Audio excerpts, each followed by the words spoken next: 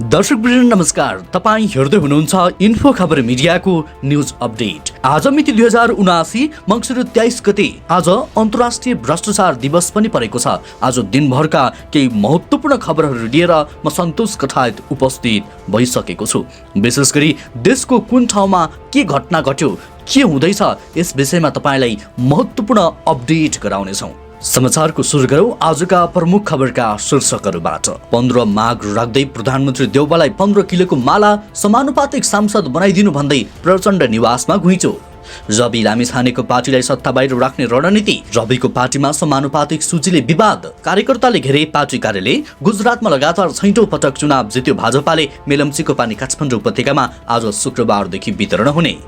गौरी फन्चा नाकाबारे भारतका प्रधानमन्त्रीसँग फेरि कुरा गरौँला। प्रधानमन्त्री देउवाको भनाई विद्युत खपत बढाउन प्राधिकरणको लगानी पूर्वाधार विकासमा केन्द्रित। घिसिङको भनाई मुस्ताङमा ट्राफिकले उठायो 13,60,000 राजस्व। उछिटिएको ढुङ्गा लागेर 9 वर्षीय बालक पवन महराको मृत्यु भएको घटनामा भारतले दियो जवाब। विश्वकप चलिरहँदा आप्रवासी कामदारको मृत्यु भएकोमा फिफाद्वारा दुःख व्यक्त। युक्रेनसँगको लडाईँमा सोचेभन्दा बढी समय लाग्यो पुटिनको भनाई। भरतपुरमा एम्बुलेन्स र अटो ठोकिँदा 6 जना घाइते। गहुँ छर्ने समयमा रासायनिक मलको अभाव। फुटबल प्रशिक्षण पढ्न पूर्व खेलाडी रमेश रियल मट्रेड जाँदै आफू चुनाव हार्नुमा उपेन्द्र यादवको भूमिका रहेको कक्षीदारको आरोप। गठबन्धनभित्रै सामूहिक सौदाबाजीको लागि प्रचण्ड मोर्चा। प्रधानमन्त्री नपाए प्रतिपक्षमा बस्ने घुर्की। जर्मनीबाट आशिका तामाङले भनिन् तारा बराललाई ब्रान्डेड जुत्ता किनिदिन्छु। र बलिप्रथा त्याग्दै घन्टी बाँधेर छाडियो बोकालाई लगायतका आज दिनभरका केही महत्त्वपूर्ण ताजा खबर अपडेटहरू आजको यस भिडियोमा। हाम्रो हौसला स्वरूप भिडियोमा एक लाइक गर्दै सक्दो शेयर गर्न नबिर्सिनुहोला। दर्शकवृन्द, समाचारको सुरु गरौँ 15 किलोको मालाको प्रसङ्गबाट। बिहिबार धनगढीमा महोत्सव उद्घाटन गर्न आएका प्रधानमन्त्री शेरबहादुर देउवालाई 15वटा माग राख्दै कैलाली उद्योग वाणिज्य सङ्घले 15 किलोको माला लगाइदियो। 2053 सालमा महोत्सव सुरु हुँदै गर्दा देउवालाई नै सुदूरपश्चिमका सवालमा 21वटा माग राखेर 21 किलोकै माला लगाइएको थियो। 16 वर्षको यो अवधिमा जम्मा 6वटा मात्रै माग पूरा भएको कैलाली उद्योग वाणिज्य सङ्घको भनाइरहेको छ। 16 वर्ष अघि धनगढी विमानस्थल कालोपत्री गर्ने मुख्य लक्ष्य लिएर कैलाली महोत्सव 2063 को आयोजना गरिएको थियो। त्यसबेला पनि प्रति टिकटको 1 रुपियाँ यसका लागि छुट्याइएको थियो। सरकारले विमानस्थल कालोपत्री गर्यो, तर अहिलेसम्म त्यसको क्षेत्रीय रूपमा स्तरोन्नति विषय उठ्दै आए पनि काम भइसकेको छैन।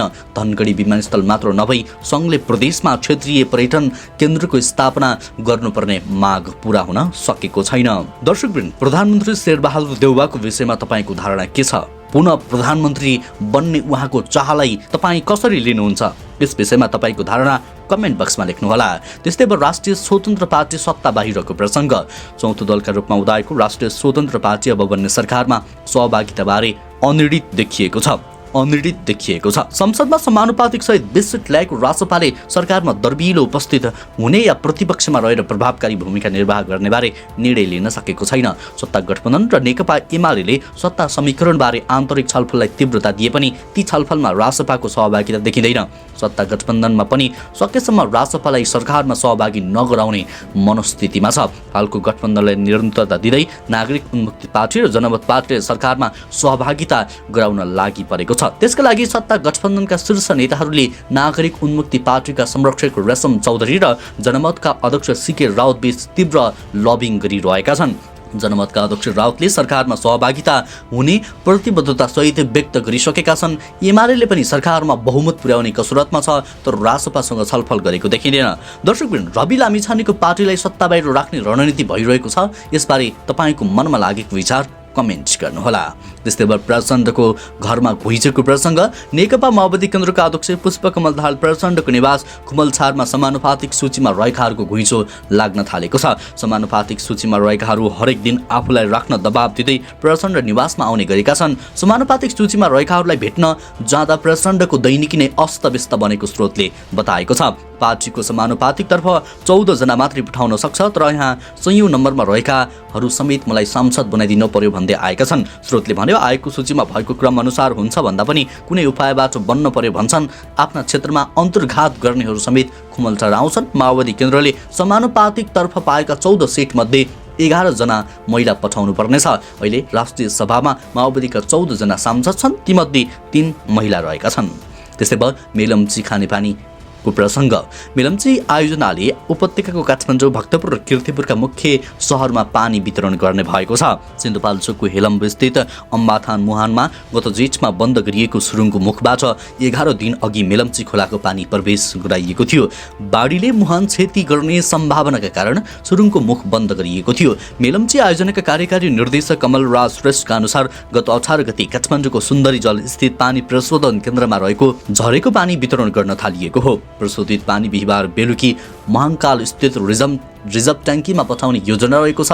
शुक्रबार बिहान पानी औपचारिक घर घरको धाराहरूमा पठाइनेछ। पानी सबै स्थानमा भने एकैपटक पठाइने छैन। सुन्दरी जलमा प्रशोधित पानी 2 करोड 10 लाख लिटर स्टोर गर्ने क्षमता रहेको छ। उपत्यकाको विभिन्न 10 स्थानमा रहेको रिजर्भ ट्याङ्कीमा पानी पठाउन करिब 77 किलोमिटर पाइपबाट वितरण गर्नुपर्छ। कतै छिटो पुग्छ, कतै प्राविधिक समस्याले ढिलो पनि हुन सक्छ। कार्यकारी निर्देशक श्रेष्ठले भने साताभित्र सबै धारामा सहज रूपमा पानी पुग्छ।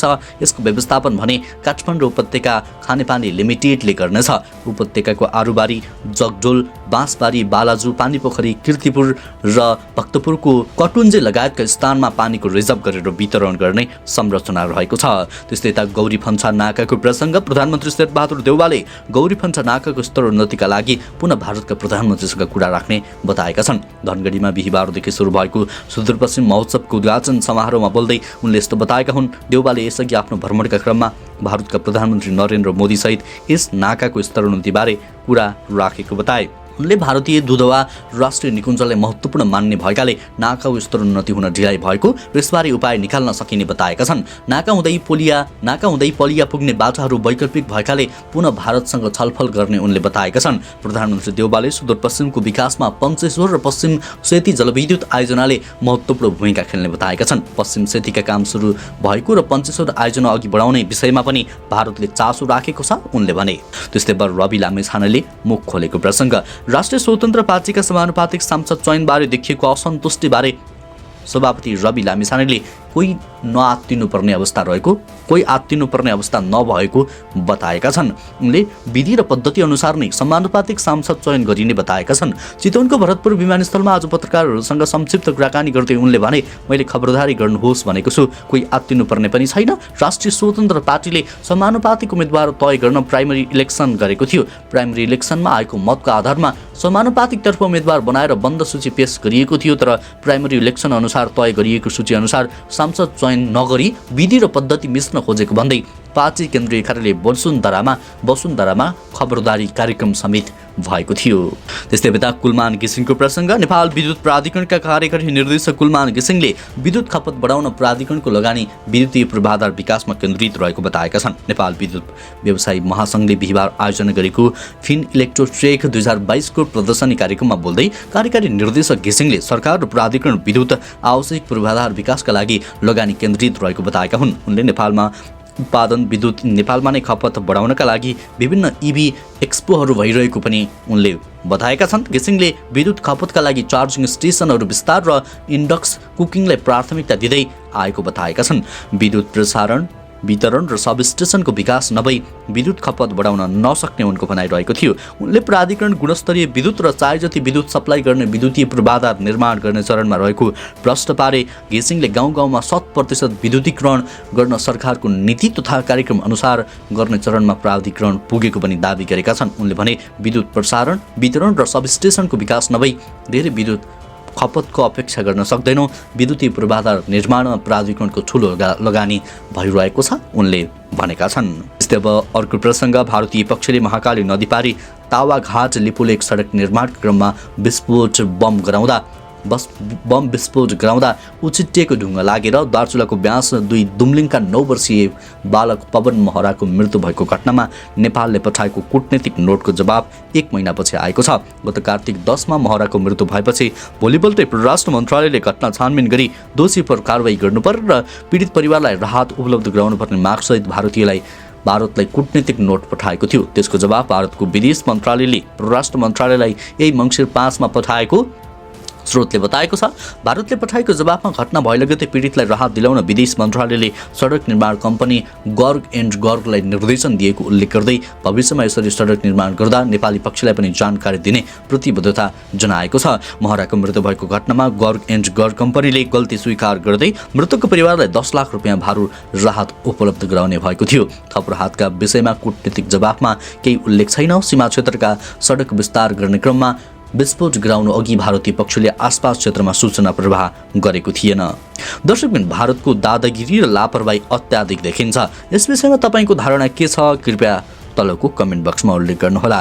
त्यस्तै अब छोरीलाई गुन्यौ चोलोको प्रसङ्ग। हास्य कलाकारिताका चर्चित जोडी सीताराम कच्चिल धुर्मुस र कुञ्जना घिमिरे सुन्तलीले छोरीलाई गुन्यौ चोलो लगाइदिएका छन्। एकमात्र सन्तानको रूपमा रहेकी 9 वर्षीय छोरी सुबियानीलाई गुन्यौ चोलो लगाइदिने कार्यक्रममा सीताराम कुञ्जनाको खुसी छचल्किएको थियो। कुञ्जनाले गुन्युहरूको तस्बिर सामाजिक सञ्जालमा पोस्ट गरेकी छन्। गुन्यौ चोलीमा सजिएकी सुबियानी तस्बिरमा निकै खुलेकी छन्। त्यस्तै अब पुटिनको प्रसङ्ग। रुसी राष्ट्रपति भ्लादिमिर पुटिनले युक्रेनमा आफ्नो विशेष सैन्य अभियानमा अपेक्षा गरिएभन्दा बढी समय लागेको स्वीकार गर्दै नयाँ भूभाग कब्जा गर्न सफल भएको र आफ्नो देशको आणविक हतियारले द्वन्द्व बढ्नबाट रोकेको बताएका छन्।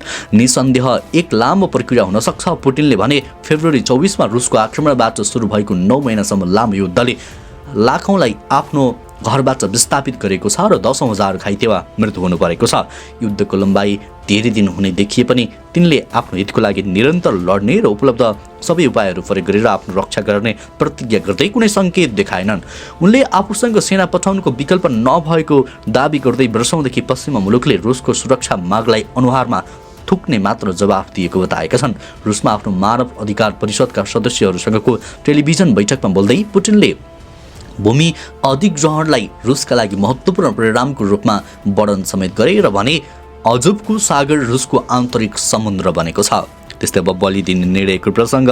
काभ्रेको पनौती कुसादेवी क्षेत्रका आचार्य बन्धुहरूले कुल पूजाको क्रममा बलि नदिने भएका छन्। अघिल्लो वर्ष नै धान्य पूर्णिमामा हुनुपर्ने कुल पूजाका लागि किनिएको बोकालाई उक्त समयमा सुतक परेका कारण कुल पूजा रोकिएपछि बलि दिएन। सोही बोकालाई जेठमा बलि दिने तयारी हुँदै गर्दा जुठो परेकाले कुल पूजा रोकियो। आज कुल पूजाको क्रममा बलि दिन पनौती 6 मा रहेको मन्दिरमा लगिएको बोकालाई बलि नदी घन्टी बाँधेर छाडिएको छ। उक्त क्षेत्रका 150 भन्दा बढी घरधुरी आचार्य बन्धुहरूले अबदेखि कुल पूजामा बलि नदिने र नरिवल चढाउने निर्णय गर्दै बोकाको घाँटीमा घन्टी बाँधेर छाडिदिएका हुन्। दर्शकबिन, यो बलि नदिने निर्णय तपाईँलाई कस्तो लाग्यो? नेपालका हरेक भूभागका मठ मन्दिरहरूमा यो लागू हुनुपर्छ भन्ने कतिजना हुनुहुन्छ? कृपया कमेन्ट गर्नुहोला।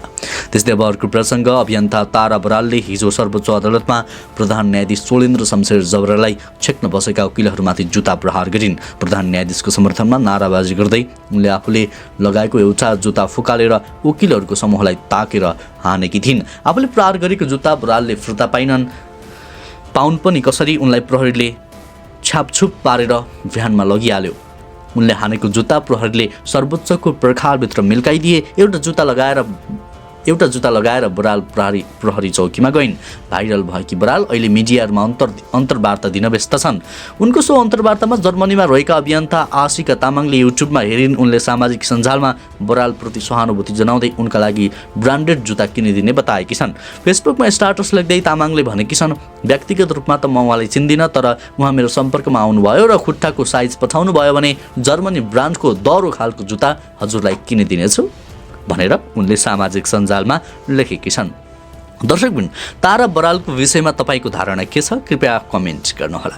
त्यस्तै राजस्व सङ्कलनको प्रसङ्ग। मुस्ताङमा ट्राफिक प्रहरीले 5 महिनामै 13,60,000 राजस्व सङ्कलन भएको बताएको छ। चालु वर्षको साउनदेखि मङ्सिर 18 गतेसम्म 1,396 वटा सवारी साधनलाई कारबाही गर्दा त्यति राजस्व सङ्कलन भएको जिल्ला ट्राफिक कार्यालय मुस्ताङले जनाएको छ। आर्थिक वर्ष 2077-78 मा कुल 930 वटा सवारी साधनलाई कारबाही गर्दा 5,36,000 ट्राफिक राजस्व सङ्कलन भएको थियो। गत वर्ष भने 2,184 वटा सवारी साधनलाई कारबाही गर्दा 13,74,000 राजस्व उठेको थियो।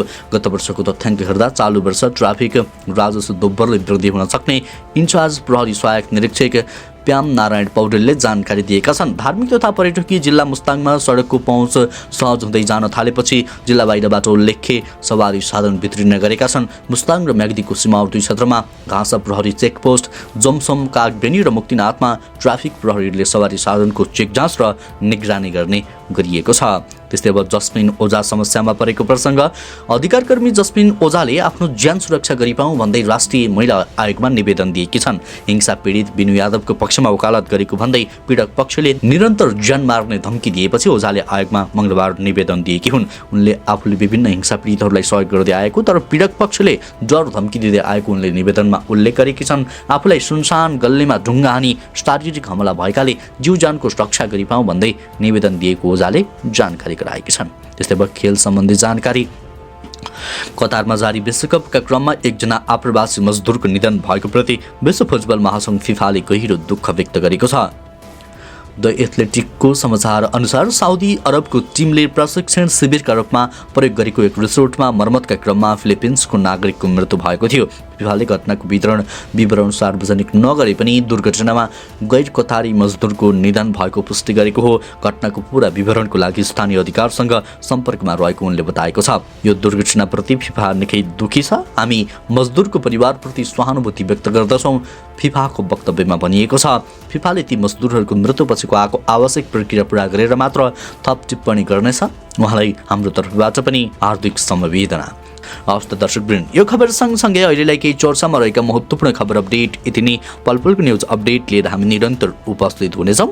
तबसम्मका लागि समाचार कक्षका सम्पूर्ण सहकर्मीसहित म सन्तोषलाई पनि बिदा दिनुहोस्। तपाईँको बाँकी पल शुभ अनि रमाइलो बितोस्।